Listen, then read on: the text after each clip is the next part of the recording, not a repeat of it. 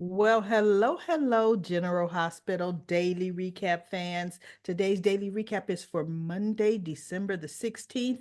The year's almost over. Oh my goodness. We had a phenomenal YouTube live on Saturday. Oh my goodness. The chat was off the chain. I loved conversing with all of you live with your comments.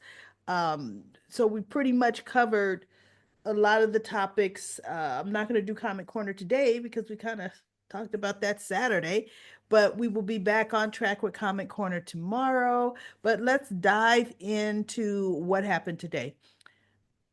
Not a lot of movement, but they're kind of, letting things set in. Like Jocelyn got to say her goodbyes to Dex, you know. Um, wasn't as emotional as Alexis with Sam, the Sam because she was such a long time character, but it was very emotional for Jocelyn because this is her second time having to say goodbye to a boyfriend she loved. Um, Anna couldn't get a hold of Carly because Carly was busy, but she called Jason, and Jason came down. Um, and when Jocelyn got to say her goodbyes to Dex, she turned and Jason was standing right there in the doorway, and he stepped in to the room as she was walking towards him, and he held her. And the next thing we know, they're on the footbridge, and she says, "Why are we here?" And he said, "Because it's my experience that this place is good for talking. It's good for sorting out your feelings. It's good for whatever you need it to be." So she was talking to Jason and she was saying, "I've done this before." She said, "But at least with Oscar, no matter how hard it was to see him getting sicker, at least I got to say everything I wanted to say to him." She said, "Dex, I didn't get that chance. And why? Why did this happen? This should not have happened. Dex was fine." She goes, "I have to know what happened to him. I have to." And Jason says, "And I want to know for you as well." He said, "But understand, Jocelyn, even once you find out why it happened, it's not going to," and she goes, "bring Dex back. I know, but at least I'll know." And wait till they find out it's the same thing, digitalis, same drug that killed Alexis. See, that's what makes it not like Lucky and Elizabeth were talking. Oh, it's looking like this ain't a coincidence. Somebody's doing this. Now, Portia wanted to speak to Elizabeth. She insisted Lucky be there for moral support. And in the real world, they would not have, hospital administrator wouldn't have allowed that to happen. But, GH land, okay. So Portia gave her a choice. This is the second time it happened on her watch. Um, and they're going to put her on, she had a choice, either taking some of her leave. Well, not at her leave, administrative leave. They were going to put her on administrative leave, or she could do administrative duties, the scheduling, paperwork, complete non patient care. She said, "You won't have any interaction with patients." She says, "But it's your choice what, you choose to do during this investigation." And it could take a minute, right? So Elizabeth said, "Working and staying close to the hospital is important to me. I will gladly take the administrative work." And Portia said, she smiled, she goes, "I'm so happy you made that choice. I was hoping you would choose that." Because remember, there's Bobby was head nurse, and Bobby had her own office at GH. She rarely saw patients. Usually Bobby didn't see a patient unless she was personally connected, to that patient. Did Bobby actually, put the nurse's uniform back on? And then she really didn't put the nurse's uniform back on. She went in more as administrative nurse capacity. So anyway, that's where Elizabeth will she'll still be at GH around GH and um till they do this investigation. And she and Lucky wouldn't had a drink. And they were talking. I fast forwarded the whole thing. I didn't care about that. So Lulu, Tracy, and Ned were reaming Drew, who is so indignant about it. You know, more Michael first, Drew was trying to talk about, see, you know, you know, these are real feelings Willow and I have. I mean, Willow doesn't do anything, just flighty out the blue. We fought our feelings for each other for months. And Michael looked at him. He goes, "Oh, okay, but not hard enough, right? You didn't fight him hard enough knowing that this is family, that you'd be tearing up Willow's family, Drew." And Drew said something just to be condescending. Just he needed his lights to be punched out. He really did, right? Which also lets you know Michael's gonna punch his lights out, but in another arena. Okay, and I want to see that arena too. I want to see how Michael gets his revenge on Drew. But one thing's for sure is Michael is not holding Willow as accountable as Drew. He really isn't. Michael, for some reason, to me, is still seeing Willow as a victim, and he shouldn't. Mm-mm. She ain't that much of a victim. She sought Drew out. Come on. So now let's get back to Carly. Willow says, Carly says, "Oh, after you wouldn't be trying to take Michael's kids from him, are you?" And Willow says, "Carly, this isn't the time or the place." And so she goes, "We're going to Wiley. We're going to a sleepover at Grandma Nina's. You want to come, Grandma Carly?" And she goes, "Ooh, as much as Grandma Carly likes a good sleepover, no. And you guys aren't going to be going for a sleepover either." She's like, "Not tonight, because your daddy has something special planned for you, and your daddy will be here in the morning." And so Willow says, "This is," and Carly shuts the door behind her, and Nina rearing up. And so Nina says, "Get out of our way, Carly. We're taking my grandchildren with us." And Carly kind of reared up, and I knew it. And Nina's looking at her. And Carly looked at Willow and said, "Don't think I won't have a conversation." Because she goes, "Now's not the time for an adult conversation." That's what Willow said. And Carly says, "Don't think that I won't have an adult conversation just because the kids are here. But you're not walking out that door." you know, you're not doing it.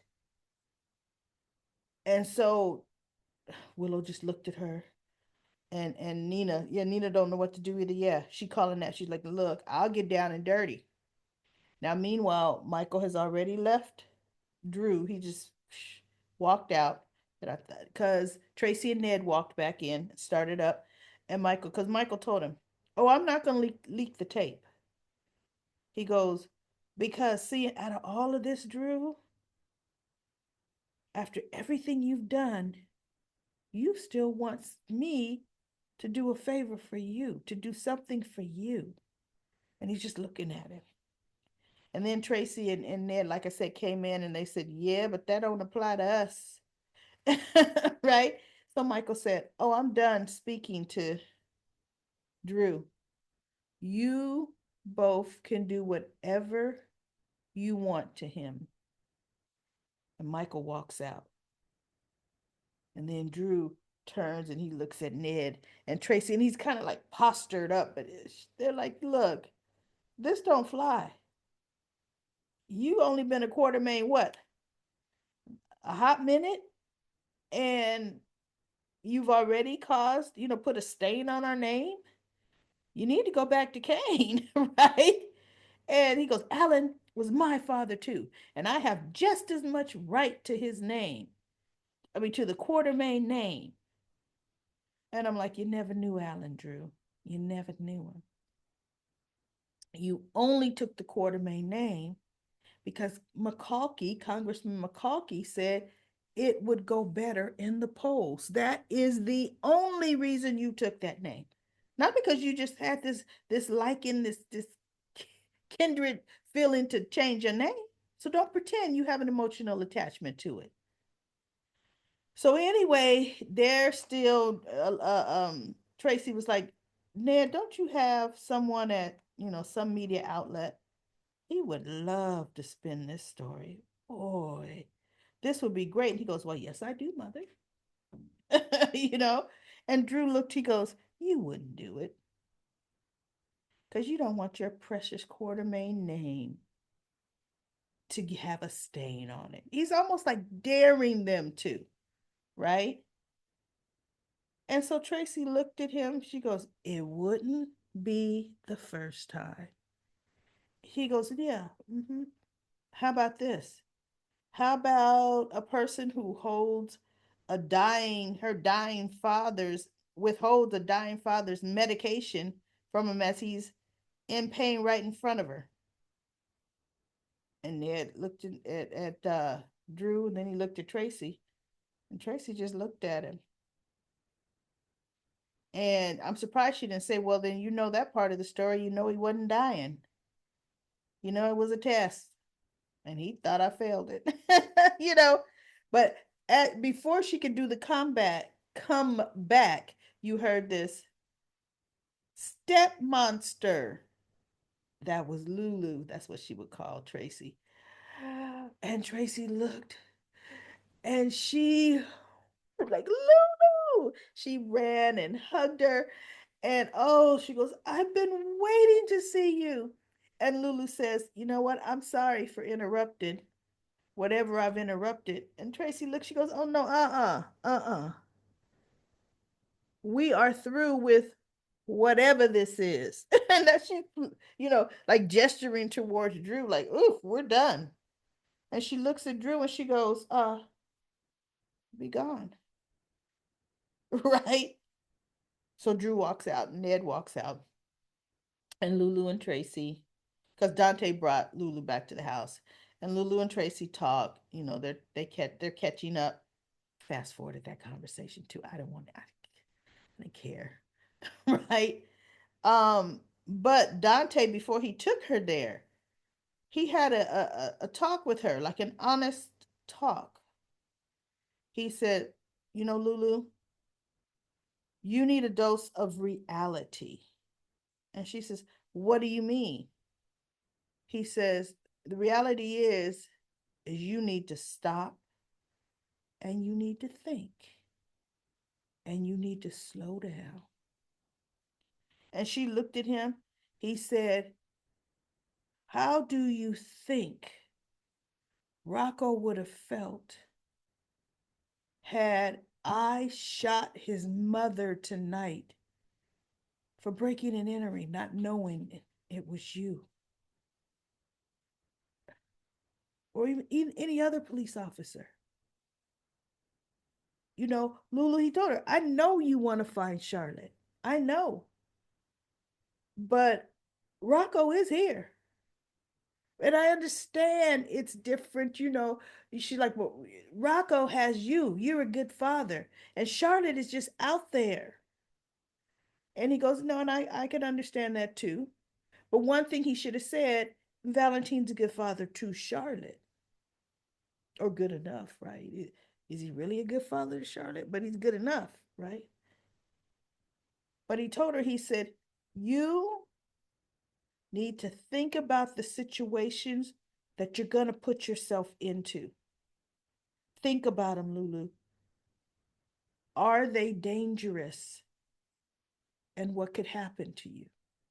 He said, Rocco could not take losing you all over again. And she sat back and she was like, "You're right. You're right. I do need to be careful." But I felt like there was a short window to find my daughter. By now, Valentine knows I'm awake. I'm thinking, chick, he knew you were awake. Soon as your mama knew you were awake, Brennan told him whatever. She goes, and I feel once he knows that I'll be looking for her, he's going to go deeper into hiding. It's like, yeah, or let your daughter come home, either or, right? Who knows? So anyway, Dante, that got through to her. Then when Michael let Willow leave, and after they walked out the door, Carly said, "That's the wrong move, Michael. You made the wrong move." And he sat down. She goes, "Possession is 9/10 of the law with children. Where children are concerned." And in reality, I understand what Carly's saying, but no, the mother took the children from the home. They don't have a home as far as where she took them to Nina's place. That does not give Willow a leg up in the custody hearing. It really doesn't.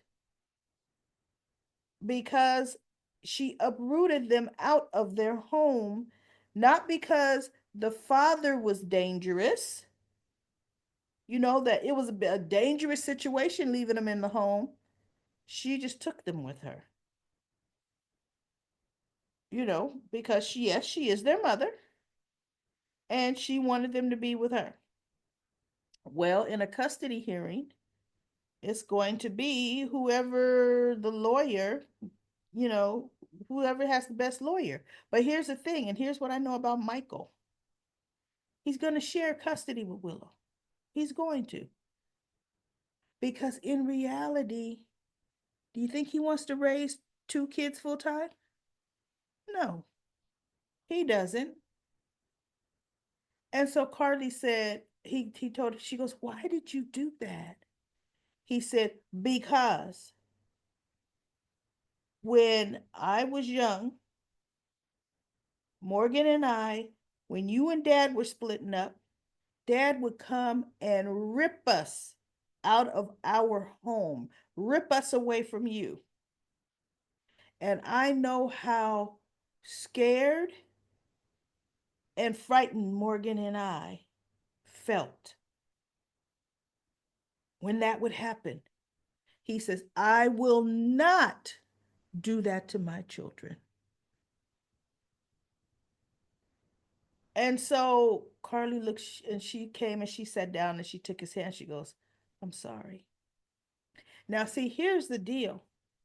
Did you hear what he said? The act of being ripped away from their mother. But how are they going to feel? Let's flip the switch. Wiley and Amelia being ripped away from their father, right? So that's going to be interesting. And Willow says, he says, um, "We'll talk in the morning." And Willow said, "Okay." And he says, "No, but," he tells Wiley, "No, bud, we'll be back together again real soon." And Willow looked at him, "Soon," and I thought, no, it'll be real soon, because I'm giving you tonight. Don't mean you have it every night. And don't mean I'm going to be asking your mama, who we can't stand each other, can I come into the house to see my own kids? Period. Right? So Nina, he tells Willow, tells Wiley, "You know what? You have a good time at Grandma Nina's sleeping over." And Willow says, "Thank you." And he just looked at her. And that's when he let him go. And then Carly said her piece. But um after Carly turns on her phone, because she was gonna do something with her phone, and she goes, "Oh my goodness, I have a ton of missed calls and text messages." And she reads them. She goes, "Oh my God." And Michael said, "What?" She goes, "Dex is dead." And she looks at Michael. Michael looks at her. So now she's beelining for Jocelyn. Maybe Jason had texted her that because there's a bunch of different texts that he had taken her to the footbridge because she met them there. And, Jocelyn, of course, falls into her mother's arms and she's hugging her there on the bridge. So tomorrow we'll probably hear that conversation. But Michael comes back into the house, the main house, and Ned is telling him, he goes, "What happened?" And he goes, "Willow took the kids." And Ned looked at him. And Michael said, "I let him go." He said, "Michael, I want you to know we are here for you. Anything you need us to do for you, we are willing to do." He said, "Drew needs to be taken down." And Michael just looked at him like, "Yep." Just looked at Ned, right? And then guess what the next scene is? Drew. Guess what Drew is? At the gatehouse, at Willow and Michael's house. And it's dark. Because I guess Michael's going to stay at the main house. I don't know what Michael's going to do. Because Michael came in the kitchen and asked Ned, "Have you seen Sasha?" Come on, Michael. So he goes, "No, I haven't." And so Drew's looking all in the windows of the dark house and he's texting, "Come on, Willow," because he had been texting her. See? See? Oh, Drew wanted to strike while the iron is hot. And he wants to get to Willow so he can say, you see, Michael don't love you. He don't care about you. He has that recording for weeks. You know how Drew starts whispering it when he talks. Cameron, actually, the actor does that. He did the same thing when he was Ryan. So, yeah, he's going to try to get in Willow's easily wide open head. That's exactly what he's going to do. So the phone is ringing, and Nina's getting ready to drive off. And she looks at Willow's phone. She goes, and Willow's looking like, "Do I?" Nina said, "Don't answer that. Don't." She said, "It's because of Drew that you're in this situation you are in right now. Do not answer that." And then Willow pushed, decline or reject or whatever, you know, deny. And I thought, oh, it took Nina to tell you that? Because you sure would have said, Drew, I'm so sorry, Drew. I hope this doesn't hurt your campaign, Drew. Oh. So anyway, everybody, that is it. That's it. Nothing else happened. Felicia and Mac were talking to Anna, and Anna said, "Oh, it's my fault. I convinced him to become a cop." And they're like, "Nobody makes. I forced him to become a cop." And Mac says, "Nobody forces anybody to put on a badge. Dex did it because he wanted to, and he was a good cop." And so Anna asked Felicia, "Could you walk me through the events again?" And Felicia started saying, she goes, "There's something nagging at me. There's some detail that I just cannot remember. I can't put my finger on it." So see, when she does, look, Cyrus is gonna be after her because he's gonna be lurking around the corner when she says, "I'm home. I almost remember there's some detail." Yeah, that's what's gonna happen. But anyway, everybody, that is it. That's it for today's daily recap of General Hospital. I will be back tomorrow with another daily recap.